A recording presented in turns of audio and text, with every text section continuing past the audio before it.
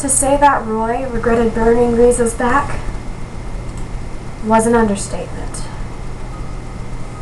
He not only regretted it, but just the thought of what he did, the screams of pain that he had made rip from Riza's mouth, the skin that he had made bleed angry red blood, made him sick. The fact that he had done it in Ishval, a place that had already seen enough of his flames, did absolutely nothing to assuage his guilt.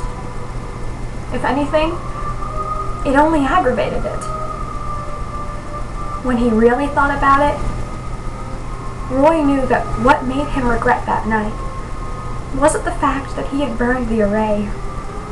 That pattern, and the things that it held, was something that mankind would be better off without, even if its destruction had come one flame alchemist too late. No, what made him regret that night, one of his final ones in Ishval, was the fact that, in order for its undoing to happen, he'd have to burn the person that, as a teenager, he had fallen in love with and promised to protect. Both of them knew it was going to hurt. To think otherwise would be naive.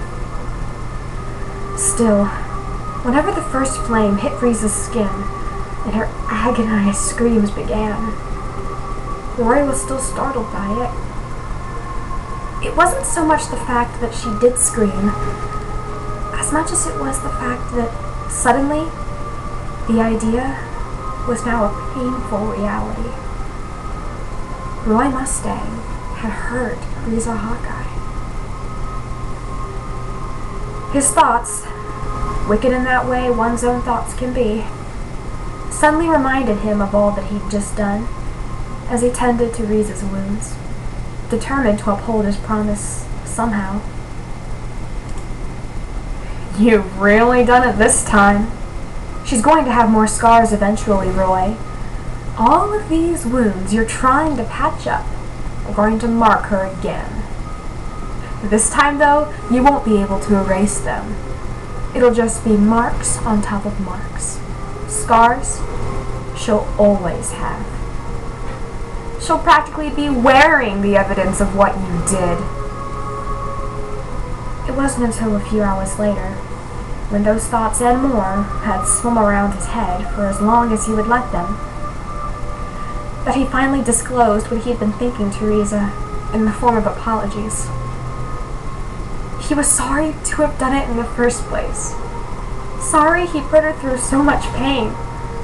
Sorry that she was going to have scars and marks, and there's pretty much nothing he could do about it.